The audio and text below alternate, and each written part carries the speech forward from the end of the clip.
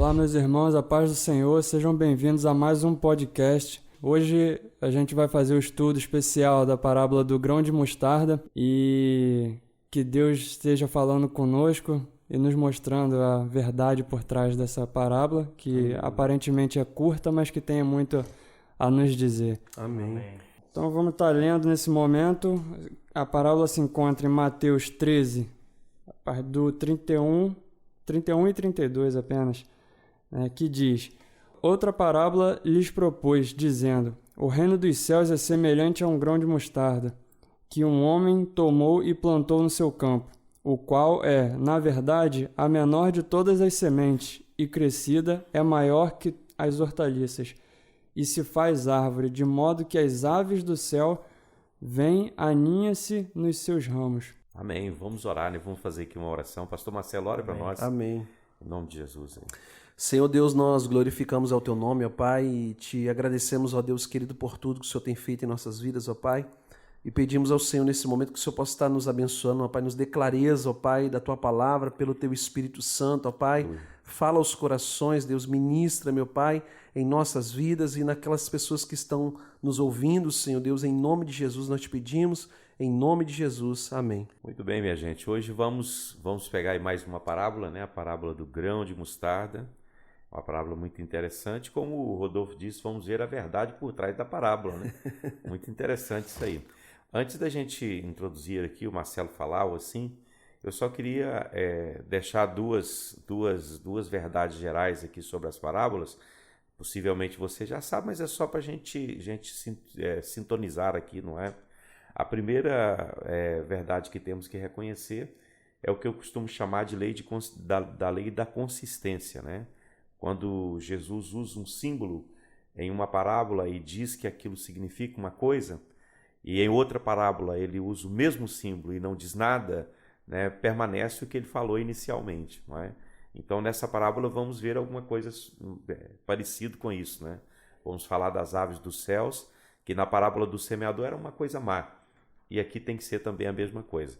A segunda coisa que temos que eu queria, em termos gerais, colocar para a gente, é que Jesus não estava se referindo à igreja, quando ele pronunciou essas parábolas, né?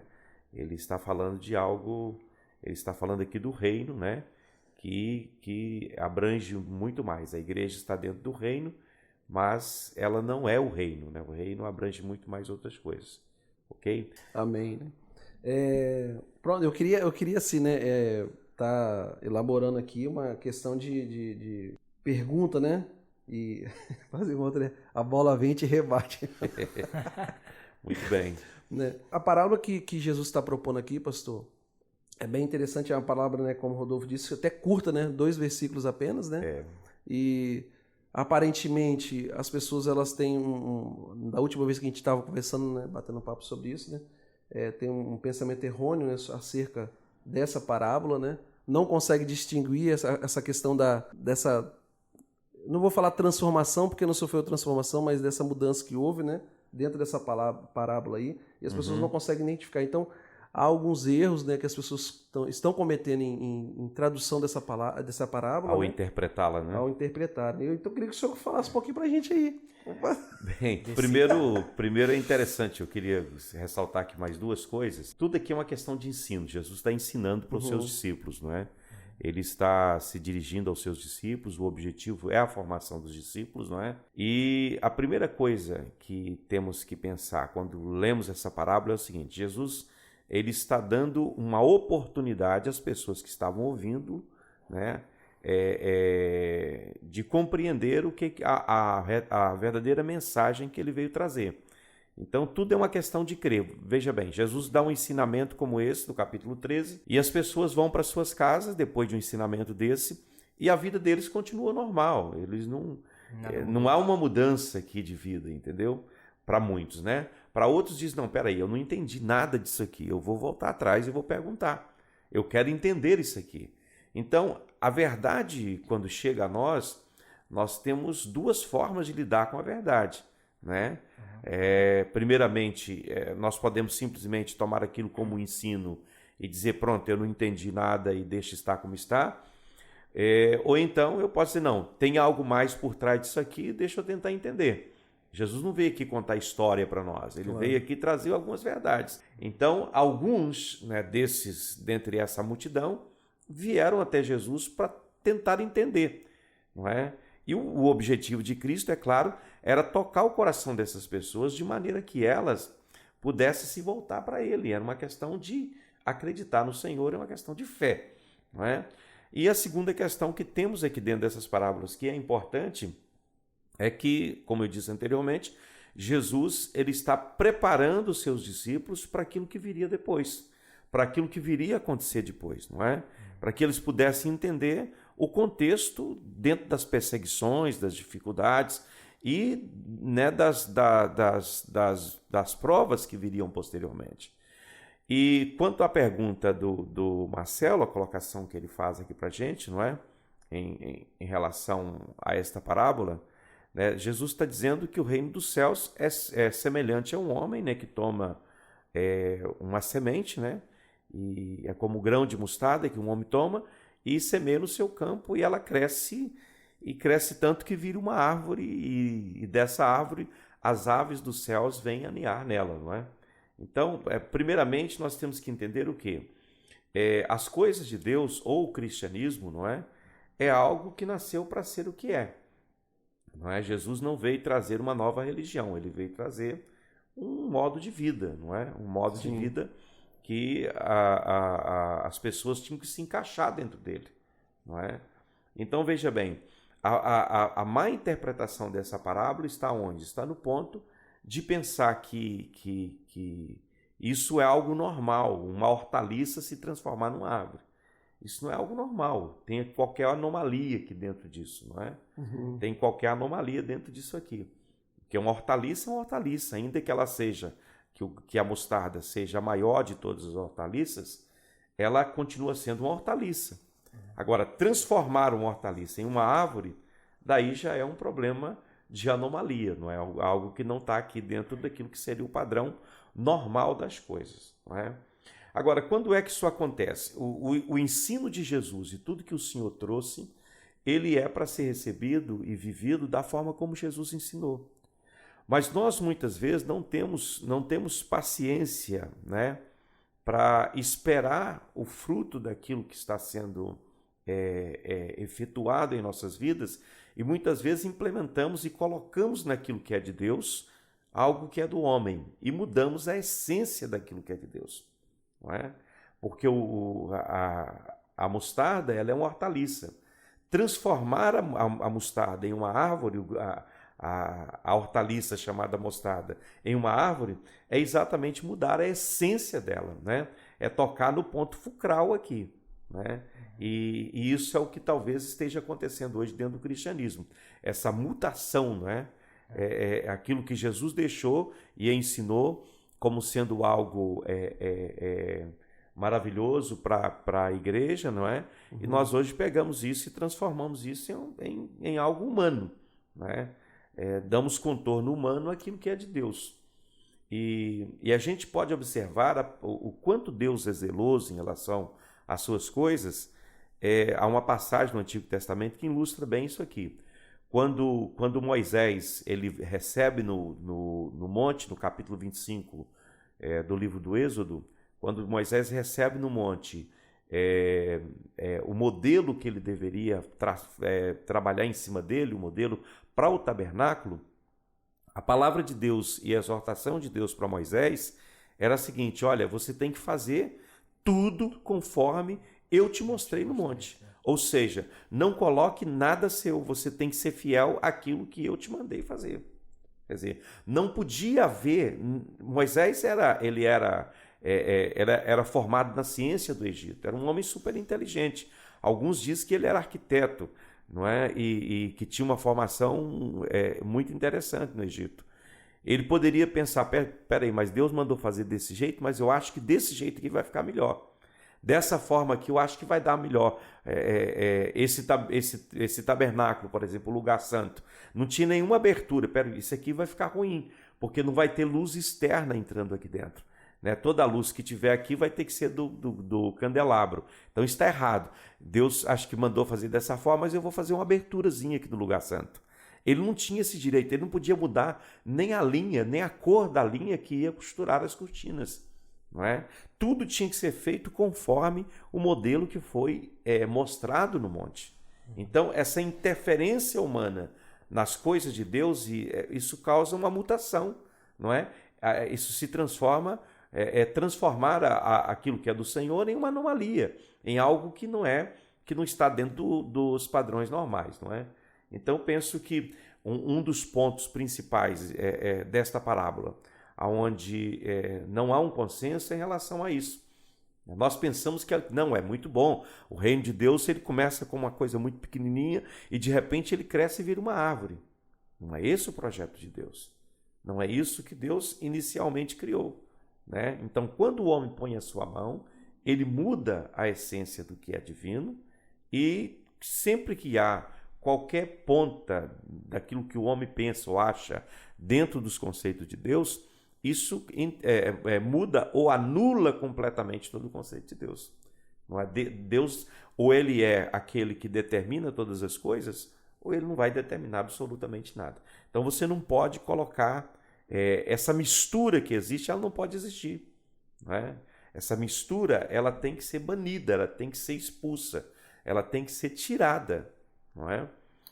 E pronto, essa primeira parte aí, se quiser que dá uma... Isso dá até uma visão, né, bem interessante, que o senhor até falou aí sobre o grão de mostarda, né, que ele parece tão insignificante, né? Uhum.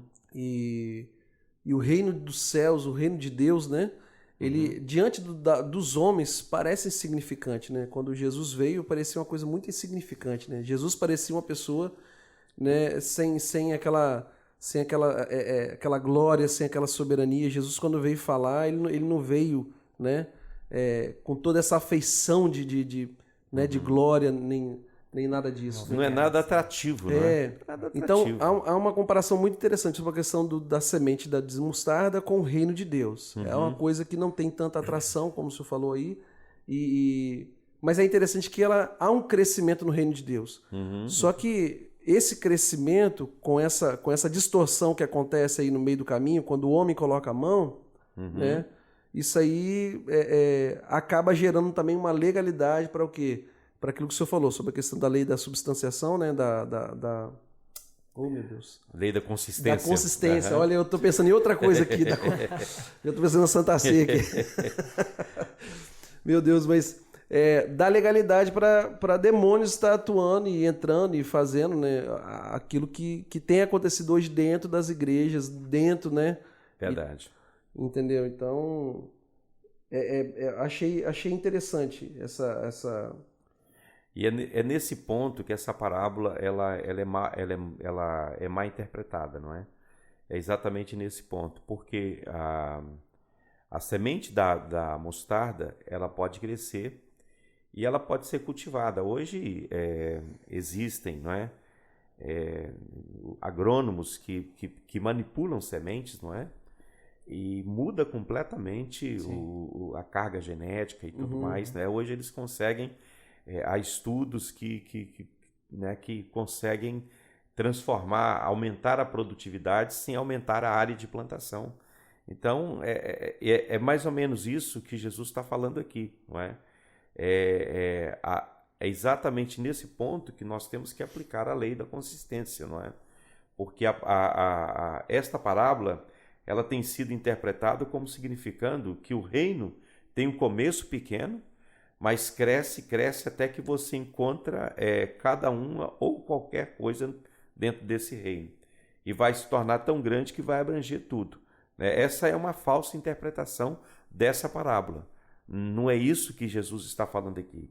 Jesus não estava querendo dizer, né? Ele não está usando aqui pássaros, aves dos céus, não é? Como sendo uma coisa boa. Para muitas pessoas, eu já vi pregações sobre esse texto, onde as pessoas, ao referir-se às aves dos céus, que ali estão, que vêm aninhar-se sobre os ramos dessa grande árvore que se transforma, não é? essa hortaliça que se transforma em árvore. Os pássaros mencionados por Jesus sempre são coisas más. Se você for pegar na Bíblia Sagrada, você vai ver que não só aqui no capítulo 13 do Evangelho de Mateus, mas em outras partes das Escrituras, quando há uma referência às aves dos céus, está se referindo a algo não muito bom, né? É bem verdade, irmãos, que o começo do cristianismo, o começo da obra de Deus, foi pequeno. Foi com um grupo de 120 pessoas. Né? No ano 40, a igreja ela representava 0,002%, né, da população do mundo do Império Romano da época, não é?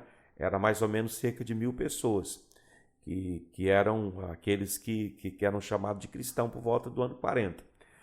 Né?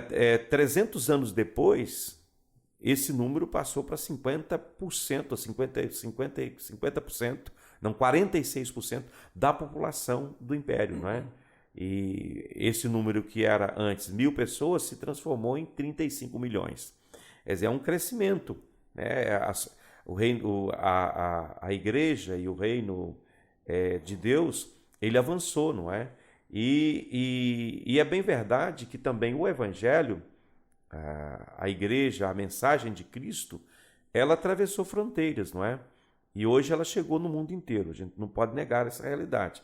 A igreja expandiu, tem se tornado algo grande, né? A semente da mostarda, que se você for observar, é a maior das hortaliças, né? Então a igreja de Jesus comparou, né, o reino como sendo exatamente isso, mas ela se tornar uma árvore, e aí é que está o problema. O ponto da questão é exatamente esse. Né? A semente da mostarda, naturalmente, ela não se torna uma árvore. Para que ela se torne uma árvore, né, os homens têm que tomar posse dela, têm que cultivá-la, têm que desenvolvê-la para que ela possa se tornar algo grande, não é? Como a árvore. Assim, a semente da mostarda, ela foi desenvolvida para quê? Dentro dessa parábola e dentro do conceito dessa parábola, para propósitos comerciais. Ela deixou de ser simplesmente uma hortaliça e ela passou a ser algo que foi desenvolvido para propósito comercial. Então, aplicando isso à igreja, se pudermos aplicar, se pudermos fazer isso aqui, a igreja hoje ela se tornou um grande business. Né? O nome de Jesus hoje é o nome que mais vende no mundo. Né? Hoje se faz tudo em nome de Jesus, mas o objetivo não é Jesus. O objetivo é o lucro pessoal. Né? Hoje o nome de Jesus vende muita coisa. Sim, né? sim. O Nilton ontem, na mensagem dele, referindo-se a essas coisas, não é? E é claro, está aí diante de nós, não é? As pessoas hoje, usando o nome de Jesus, usando essa marca, não é? Que o nome de Jesus virou uma marca. E uma marca de domínio público que todo mundo pode utilizar, não é? Do jeito que quer. E para bens, para promoção pessoal e para lucro pessoal, não é? Hoje, quantas pessoas estão enriquecendo com o nome de Jesus? Se tornou algo de, né? A nível comercial. Perdeu a essência inicial, porque esse nome e o próprio cristianismo em si, ele foi criado com o objetivo de trazer uma nova forma de pensar. E se você for pensar bem, quem vive de fato o evangelho não são as pessoas que mais têm nesse mundo. Né? Se você for olhar a história da igreja e pegar os grandes homens de Deus, você vai ver que esses grandes homens de Deus, foram pessoas muito simples e que terminaram os seus dias numa simplicidade tremenda, Sim. sem muitos recursos e sem muitas capacidades. Mas hoje não. A igreja vende muito. O negócio chamado igreja, isso vende demais. Não é? Infelizmente, o homem pegou aquilo que era bom e puro, manipulou e transformou em algo para lucro, algo comercial. Né? O cristianismo, a fé, se transformou em algo comercial. Então, o objetivo é o quê? O objetivo é o lucro, o objetivo é o dinheiro. né? O próprio elemento comercial nessa marca chamada Jesus, né, faz com que ela fique cada vez mais grande. Todo mundo, por exemplo, hoje há pessoas que têm interesse no ministério, não é porque entende o que é ministério, o que é ser pastor, né? Porque a própria palavra ministro no grego, ela é a palavra diaconia. E diaconia quer dizer servo. É um servo. O ministro, ele é servo de todos, não é? Ele é primeiro servo de Deus e ele é depois servo do povo. A ideia de ministro na Bíblia Sagrada é uma ideia de um servo, daquele que está pronto para servir, não é? Para servir. E se você for um homem de Deus sério, não é? Com propósitos sérios e utilizar as coisas do Senhor para os propósitos que o Senhor determinou, você nunca vai ser uma grande personalidade em termos financeiros no mundo. Você vai ser uma pessoa que vai viver no limite. Jesus viveu assim. Alguém uma vez disse para Jesus: Senhor, eu quero te seguir. O capítulo 12 do Evangelho de Lucas. Eu quero te seguir, Senhor. E o que Jesus disse? As aves dos céus têm ninhos, né? As raposas têm os covis, mas o Filho do Homem não tem onde reclinar a cabeça. O Filho do Homem não tem onde reclinar a cabeça. Então, os homens hoje estão mudando isso aí. Eles estão usando todos os meios artificiais, não é? Hoje você vai ver que muitas coisas, eu assisto às vezes vídeo que pessoas me mandam de eventos e de pessoas, de pastores que pregam hoje a prosperidade,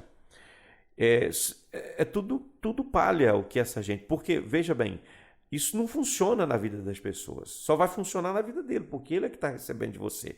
Aí se ele diz, olha, faça isso, isso e isso, você vai e faz e não dá certo.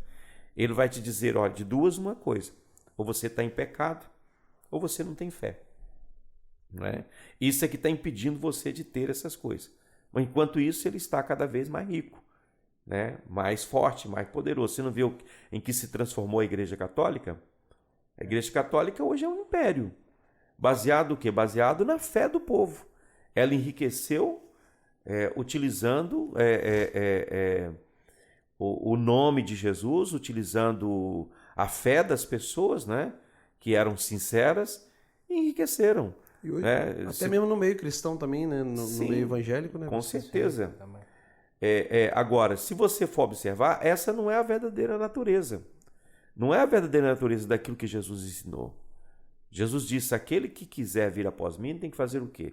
Negar-se a si mesmo, tomar a sua cruz e seguir o Senhor, né?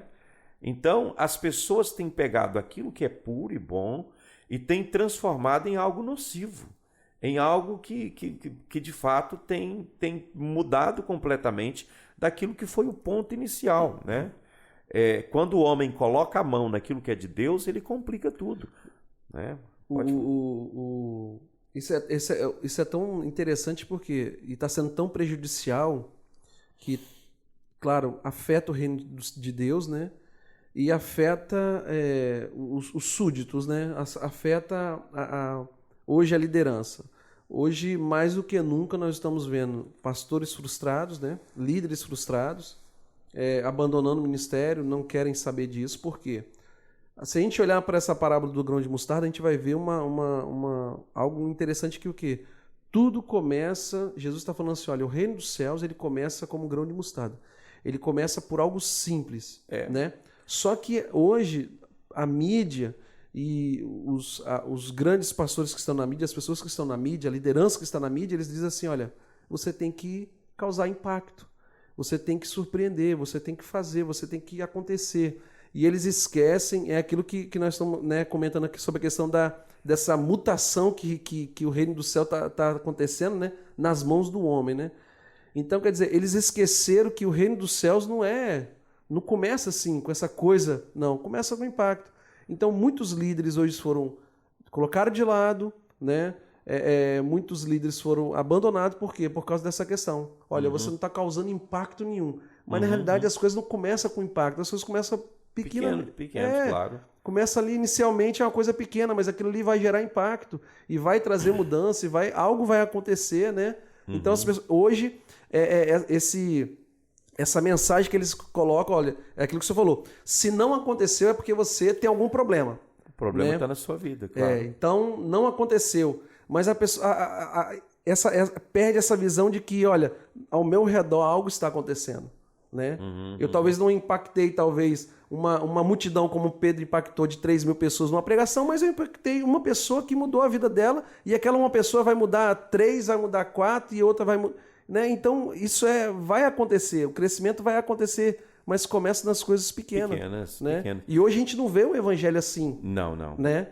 A gente não está vendo o evangelho assim, pastor. As pessoas querem imitar aqueles que estão no topo, não é? E querem ser como eles. Mas nós temos que compreender uma coisa nessa questão do Evangelho e do Reino de Deus. Nós temos que compreender uma coisa que é muito importante, que é o seguinte: nem todo mundo foi chamado para ser pastor de grande igreja, e Sim. nem todo mundo foi chamado para ser pastor. Já pensou se toda a gente na igreja fosse pastor? Não. Onde estariam os membros? Meu Deus do céu, ia ser uma guerra. Não é? Então, para nós, por exemplo, nós olhamos para um pastor de uma grande igreja e queremos ser como ele. Eu acho que quando Jesus conta a parábola dos talentos, não é? Ele diz que foi dado a um 5 talentos, a outro 2 e a outro 1.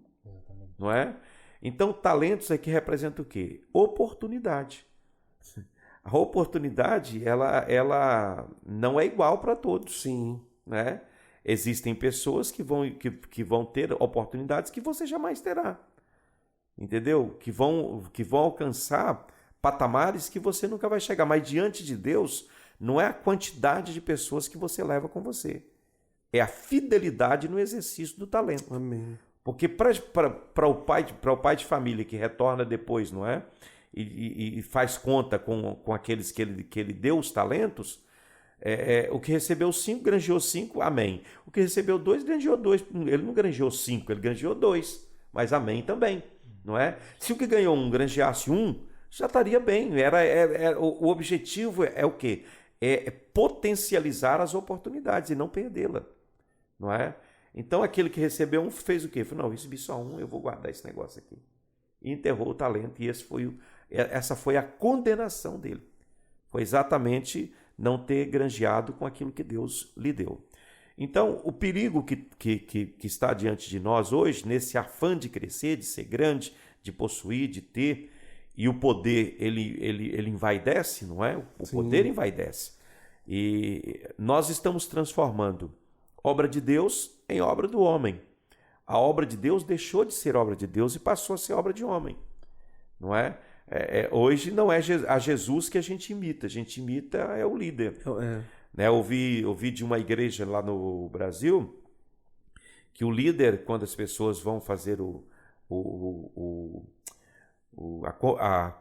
a profissão de fé para batizar, ele pergunta, não é? Você promete seguir o seu líder tanto aqui neste mundo como na eternidade? Ué, meu Deus do céu, hein? Então, e se o líder não for para a eternidade? Não, para a eternidade ele vai. Se o líder não for para a eternidade, com Cristo. Com Cristo, é isso aí. Ué. Então, Jesus está dizendo aqui o quê? Que isso é o que vai acontecer entre o tempo em que eu estou vos falando, não é? Jesus está dizendo aqui, e o tempo que é o final dos tempos. Então, por que eu creio que estamos vivendo o final dos tempos? Porque nós estamos vivendo exatamente isso que Jesus falou aqui, não é? Homens tomarão posse das coisas do reino dos céus e farão delas algo maior do que aquilo que elas seriam por natureza. Né? Haveria Jesus está falando aqui de um desenvolvimento artificial, de um desenvolvimento que não tem consistência, anormal, completamente contrário. É aquilo, eu achei interessante o que você estava falando aí, veio na minha cabeça aquela passagem que fala quando Paulo ele chega naquela cidade agora, que não me vem na cabeça, né? Que aquele homem falou assim, olha, eu te expulso, né, em nome do Deus de Paulo, né? Então as pessoas elas querem, né? E o que elas estão lançando o crescimento tem que acontecer de alguma forma. De alguma você forma. Tem que ser igual, se você não for igual ao que está acontecendo aqui, então você não presta para estar, né, na mídia, você não presta para poder estar aí trabalhando, você não presta como pastor, né? Pois. Eu já ouvi isso já.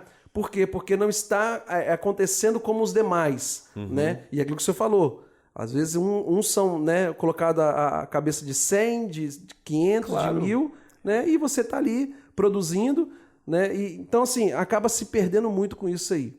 E uma outra coisa, pastor, é que se perdeu essa questão da dificuldade, né?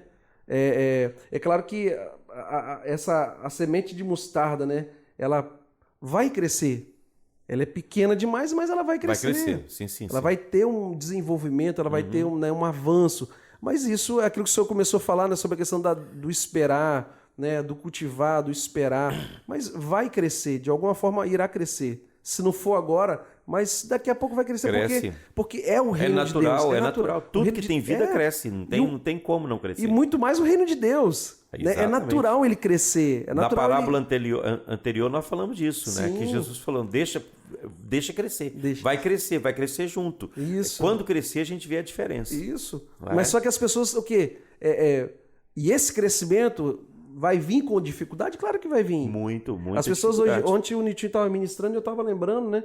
Que hoje as pessoas, elas falam assim, olha, eu sou cristão, eu sou aclamado no meu trabalho, as pessoas me amam, as pessoas não sei o quê. Irmão, é claro que as pessoas, né, nós temos que ter um ambiente onde nós estamos, que as pessoas vão nos respeitar, mas só que quando a gente olha para o evangelho, a gente vê muita perseguição. Quando a gente vê para a história do cristianismo, a gente vê muita perseguição, só que hoje a gente não está vendo isso mais. O que chamamos de bênção é você ser enaltecido, né? Infelizmente. Aclamado, né? Olha, eu sou onde eu chego. O aplauso, o reconhecimento humano é o que está em voga, não é? E a gente não vê essa aflição. É claro que, olha, eu sou cristão, eu passo por aflição todo dia e, ó, glória a Deus. Não é isso. Claro que a gente tem momentos de... né? Mas se perdeu essa questão de esse crescimento com dificuldade, né? A igreja hoje está... Pum! Meu Deus, o cara não era tum.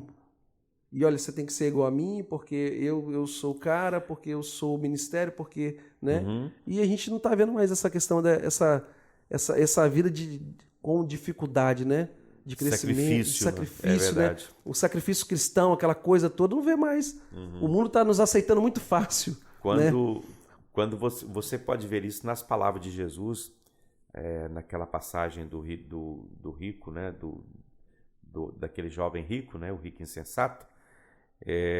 Quando Jesus ele fala já no final desse texto, ele vai dizer que é impossível, e os discípulos vai dizer que é impossível, né? Quando Jesus fala, é mais fácil passar um camelo pelo fundo da agulha do que um rico se salvar, os discípulos vai dizer, olha, Senhor, isso é impossível, então alguém se salvar. Jesus disse, olha, o que é impossível para os homens é possível para Deus. E Pedro, então, ele vai dizer o que para Jesus? Senhor, e nós que deixamos tudo e te seguimos, o que é que vamos receber? Aí Jesus diz assim, vocês que deixaram casas, famílias, bens, terrenos, campos, por amor ao Evangelho, vocês vão receber 100 vezes nessa vida com perseguição, com tribulação. As pessoas não olham essa partezinha que está lá, não é? Vocês vão receber 100 vezes nessa vida, mas com tribulação. E na idade vindoura a vida eterna. Então, o ponto da tribulação que você está colocando, que às vezes nós não nos damos conta, né? Achamos, por exemplo, que uma pessoa que está sempre em prova ou passando por algum tipo de luta, seja em que área for, essa pessoa não está bem com Deus ou não está bem com o Senhor. Isso é uma teoria completamente errada, não é? Não, mas até mesmo, assim, pastor, né? Te interrompendo, mas até mesmo a questão da aceitação do mundo. Hoje nós estamos vendo, assim, algumas crises. Mas a não aceitação é que leva à perseguição, né? A perseguição, naturalmente, ela acontece por conta dessa não aceitação. Nós estamos na contramão do mundo. A igreja, ela é uma contracultura dentro de uma cultura. Porque o evangelho ele vem trazer algo muito diferente do que aquilo que é a cosmovisão de cada povo, não é? Na maioria dos pontos da cosmovisão de um povo, se choca fortemente com aquilo que é a cosmovisão bíblica. Sim. Não é? Então há um conflito de cosmovisão. Como a Bíblia encara o mundo e como os homens, as sociedades organizadas, ela encara o mundo. Mas vamos dar um pulinho aqui para frente, para a gente, eu não sei quantos minutos temos aí ainda mais, né? Mas 40. Hoje nós, pensando sobre as aves dos céus agora, né? Nós falamos sobre essa questão dessa anomalia dentro dessa plantação de Deus, não é? E as aves dos céus. Preste bem atenção, esse cristianismo, da forma como ele está, quantas aves, quantos pássaros estão pousados nele hoje? Imagina, você estava falando inicialmente aí de uma seita, né, que são os mormons. Eles se dizem cristãos, né? Eles, inclusive, o nome da igreja é a Igreja de Jesus Cristo dos Santos dos Últimos Dias, não é? Se você pegar outras seitas heréticas, eles vão dizer que são cristãos, não é? O próprio catolicismo se tornou uma religião viciada e com os pés bem fincados na terra, não é? Uma religião que está intimamente ligada às coisas deste mundo, não é? Com o homem no centro, sendo adorado como se fosse Deus. Até os católicos são chamados também de cristãos, não é? E tem muita coisa hoje, mesmo no meio evangélico, no cristianismo evangélico, que, irmão, não é de Deus, não é coisa do Senhor, não. Sim. São extensões de muitas coisas, não é? Há hoje igrejas e movimentos que não tem nada de Deus, não. É coisa do homem mesmo. A extensão do candomblé, a extensão do espiritismo, a extensão de tudo. Ouvimos recentemente aí de um crime que foi cometido lá no Brasil, né? Que um pastor foi assassinado, né? E tudo era feito em nome de Jesus. Está tudo na conta de Jesus. Está tudo na conta de Jesus. Então, há muitos pássaros que estão pousados nessa árvore, né? Que deveria ser uma hortaliça, mas por conta da mão do homem acabou se transformando numa árvore. Tem muita coisa que está pousado aí. E Jesus, ele diz que isso não é bom. Ele está falando aqui na parábola que isso é ruim, não é? Ele diz que isso é mal, que essas aves que estão aí pousadas, ela é uma obra malvada, é uma obra do diabo, não é? Tudo isso, esse penduricáio que está aí no cristianismo e naquilo que Jesus trouxe, é algo terrível, né?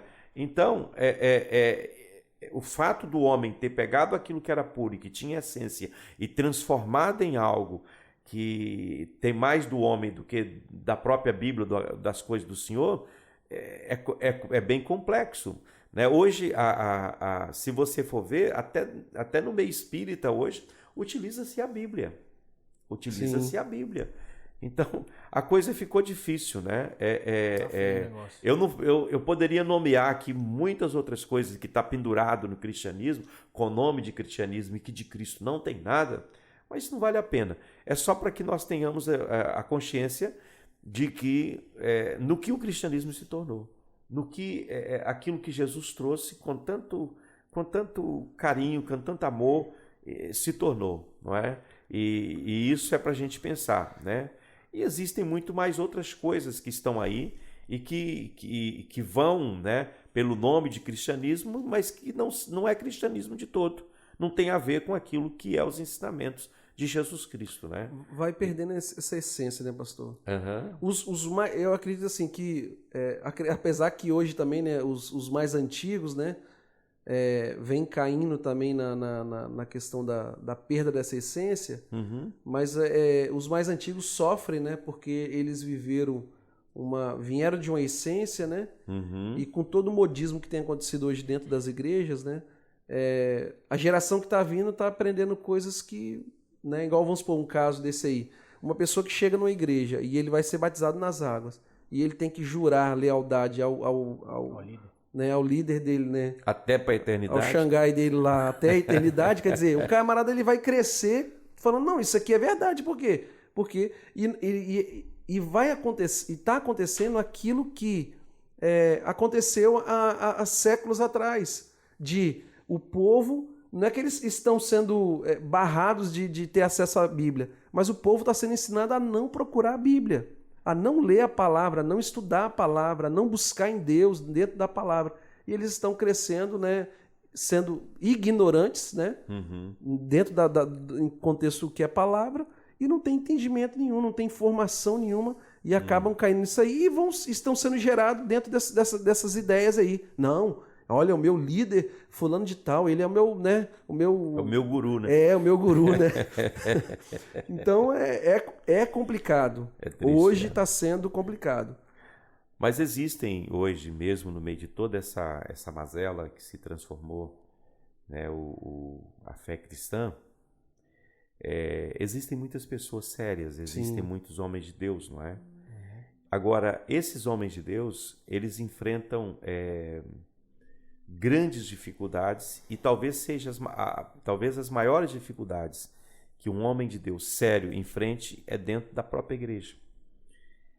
Hoje as maiores barreiras para o crescimento de um projeto sério são os próprios cristãos, é o meio, trazendo para o nosso campo, né, falando um pouco dentro da nossa tenda, o meio evangélico é um meio cruel. Você vai ver que hoje, em muitos casos, o mundo lá fora trata a gente melhor do que muitas igrejas hoje tratam, não é? Sim. Quando você quer realmente viver a verdade, quando você quer realmente caminhar com o Senhor, né? Dentro desta grande árvore chamada cristianismo, é que encontramos tanta coisa que não é do Senhor Jesus. Então, nessa parábola da semente de mostarda se tornando uma grande árvore, é isso que Jesus está querendo ensinar para os seus discípulos, né? O que ele está querendo ensinar? Você encontrará os poderes maus operando neste mundo, vai estar agindo aí. Eles colocarão o mundo contra você.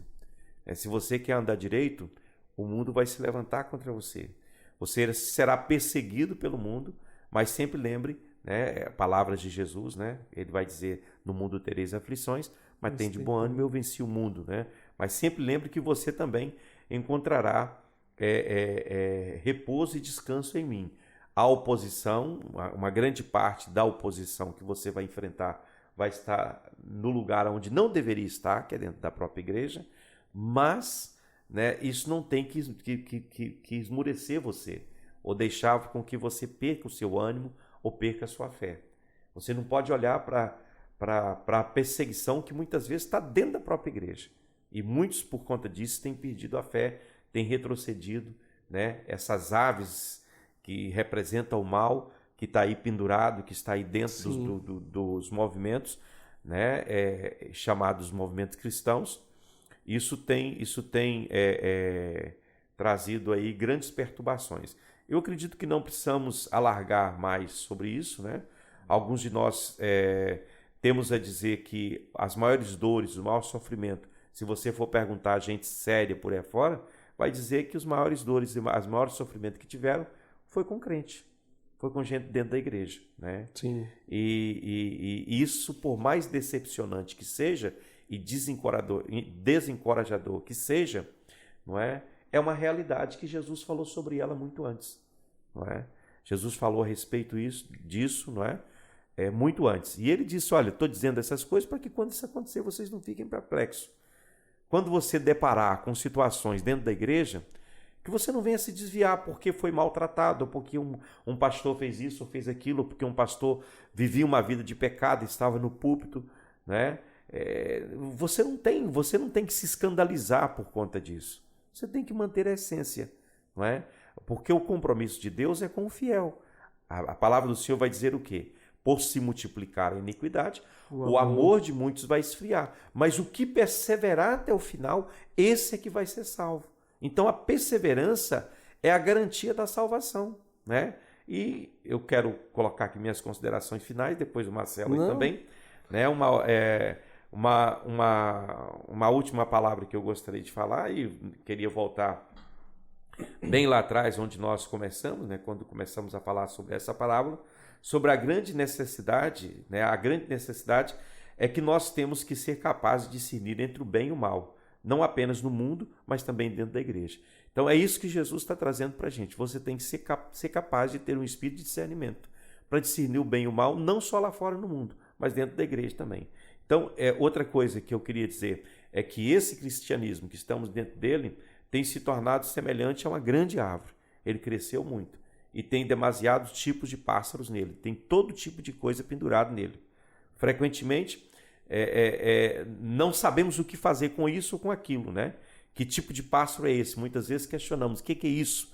Mas não é cristão, não é da igreja, não serve a Deus, e por que faz isso? E por que faz aquilo? Há muito questionamento hoje, né? E Jesus está dizendo que tudo isso é mal. Ele está falando que isso não é bom. Ele está dizendo que isso não procede, isso está fora completamente daquilo que é a essência, né?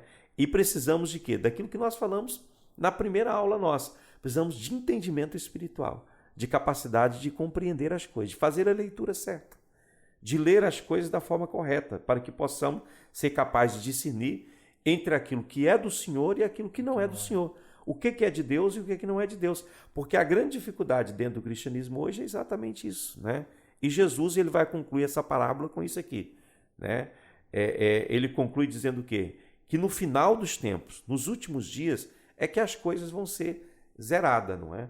Será o tempo em que ele vai dar nome às coisas. Nesse momento está tudo muito embolado, não é? A gente não sabe muito bem. Mas se você tiver um correto espírito de discernimento, você vai perceber aonde está a essência de Jesus e aonde não está a essência de Jesus. Por quê? Você tem o aferidor de medidas, que é a palavra de Deus. Na sua mão está a palavra de Deus. Nós temos que ser bereanos, não é?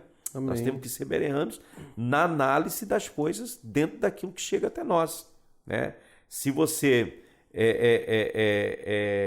perceber o que Jesus está ensinando para a gente aqui, porque o objetivo dele é poupar problemas, evitar que eu venha me escandalizar diante de situações que se colocam diante de mim. Situações que para muitos parece ser o fim, mas pode ser, né, que Deus está mostrando para a gente o quê? Isso aí é para o seu crescimento. Você vai perceber que isso não é bom, então não faça. Né? Porque o inteligente é aquele que aprende com os seus erros, mas o sábio é aquele que aprende com os erros dos outros.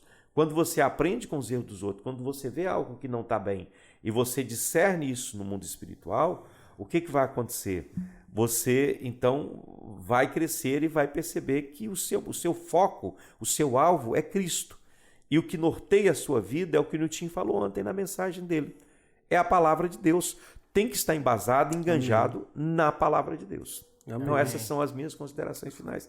Marcelo, se quiser. Bom, eu achei muito interessante essa parábola, né? E o pastor falou aí também sobre a questão né, de a gente ter esse discernimento, né? A gente tem que ter essa firmeza, né, dentro da palavra, em Deus. Eu vejo que o próprio Cristo, né, Jesus ele vai se comparar, olha, eu sou a videira verdadeira e meu pai é o agricultor. E é interessante que se você for ver uma videira, você nunca vai ver uma videira jogada ao chão. Não. Ela tem um lugar de apoio, onde ela vai crescer, ela tem que ter uma treliça ali para ela poder apoiar, né? Uhum. E se apoiar. E Jesus ele vai comparar, olha, eu sou a videira, mas o meu pai é o agricultor. Eu tenho um lugar de apoio. Eu tenho um lugar onde eu me respaldo. E o próprio Cristo falou assim, olha, tudo aquilo que eu ouvi de meu pai eu estou transmitindo para vocês. Eu tenho um apoio, eu tenho uma essência e eu não perdi isso. E nós também, como igreja, nós não podemos perder isso. Nós temos que se colocar, nós temos que se moldar aquilo que a Bíblia está falando. Né? Eu não posso ser, o pastor Ivaldo sempre fala isso, um crente almático, né? Pois. Por que eu sou cristão? Eu sou cristão porque eu sei que Jesus me ama. Não, Jesus ama toda a humanidade. Mas será que eu vivo verdadeiramente aquilo que a Bíblia diz, né? Para mim ter uma certeza, uma âncora na minha alma dizendo, olha, não, eu sei, eu tenho uma certeza por quê? Porque eu tenho vivido isso aqui. Aleluia. Eu tenho vivido o amor de Deus, eu tenho vivido o perdão, Aleluia. Eu tenho vivido a misericórdia, eu tenho vivido, né? Então, que possamos ter essa firmeza, assim como Jesus disse, olha, eu sou a videira e eu estou apoiado numa treliça, e isso não vem só de mim, isso vem do Pai, isso é algo do Pai em mim. Então que nós possamos também ter essa firmeza, essa clareza, e não perder essa essência, em estar em Cristo, em estar embasado na palavra de Deus, né, em nome de Jesus, e que o Senhor nos abençoe, nos dê graça aí, para que possamos também influenciar outras pessoas também, né, em nome de Jesus, não com as nossas ideias, né, mas com aquilo que a Bíblia diz, né, eu estou levantando o telefone aqui, mas é aquilo que a Bíblia diz, né, aquilo que a palavra do Senhor fala, e que possamos, em nome de Jesus, influenciar outras pessoas, em nome de Jesus, tá? Amém.